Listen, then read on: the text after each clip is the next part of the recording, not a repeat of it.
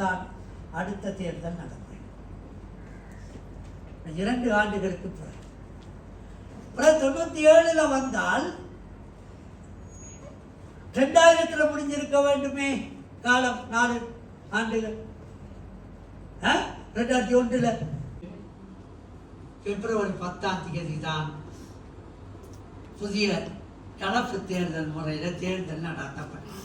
அந்த 3 ஆண்டுகள் வேறொன்றுமல்ல, எல்லை நிர்ணய பணிகள் முடிவடையாததுனால நடக்குது. என்ன பாராளுமன்றத்தில் அப்போ ஜனாதிபதி ரணில் விக்ரமசிங்கே என்ன சொன்னார்? சல்லி திபுனா சந்தன, சந்த திபுனா சல்லின. பணம் இருந்தால் தேர்தல் இருந்தாலும் தேர்தல் இல்லை, தேர்தல் இருந்தாலும் பணம் இல்லை. பணம் இல்லாட்டி இப்படி தேர்தல் நடத்தும்.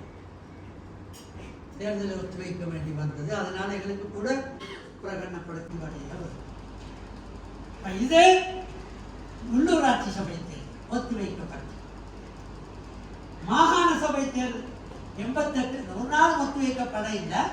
மாகாண 93 நடக்கும் பொழுது, அதுக்கு பிறகு 98 நடந்துச்சு. 5 ஆண்டுகளுக்கு ஒருக்க நடந்த பிறகு 2000 ஹஸ்புல்லா மிஸ்டர் நான் நினைக்கிறேன் அவருக்கு பேர் 5 பேர் கொண்ட ஒரு எல்லை நிர்ணய ஆணைக்குழு 4 மாதங்கள்ல 225 தேர்தல் தொகுதிகளாக இலங்கையை பிரித்து பாராளுமன்றத்துக்கு சமர்ப்பித்தார்கள். சட்டத்தில் இருக்கிற பாராளுமன்றத்தில் 3/2 25 பேருமே எதிர்த்து வாக்களித்தார்கள். சமர்ப்பித்த பாராளுமன்ற பேரும் எதிராக. எனவே சட்டத்தில் இருக்கிறது 3/2 வாக்குகளினால் அந்த எல்லை நிர்ணய அறிக்கை இருக்கிறாங்க. உள்ளூராட்சி சபையில் உறுப்பினராக இருந்து அதற்கு பிறகு உறுப்பினராகி அமைச்சரானவர்கள், ஜனாதிபதியானவர்கள் நான் நினைக்க மாட்டேன், அமைச்சரானவர்கள் இருக்கிறார்கள். எனவே இது ஒரு முறை. இலங்கையில் அரசியல்வாதிகள் உருவாவதற்கான ஒரு தோல் வெள்ளை, அந்த கொடி தோழினால் செய்த கொடி ஹங்வெல்ல. அது ஏன் என்று சொன்னால், இவர்கிட்ட போய் கேட்டார்களாம், இந்த யார் வந்தவர்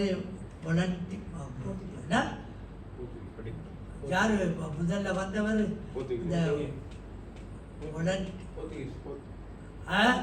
போர்த்துகேய தளபதி மறைத்தோளினால் மூட முடிந்த ஒரு பகுதி பிரதேசம் இருந்தால் போதும். அப்ப இவரை வச்சார். மறைத்தோல் என்ற ஒரு சின்ன ஒன்று தானே, ஒரு பாய் மாதிரி சொன்ன உடனே இப்ப காட்டுங்க இடத்தா. இவங்க என்ன செய்தார்கள்?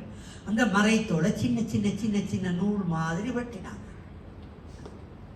வெட்டி ஒவ்வொன்றையும் முடிச்சு ஒரு பெரிய கொடியை செய்தார்கள்.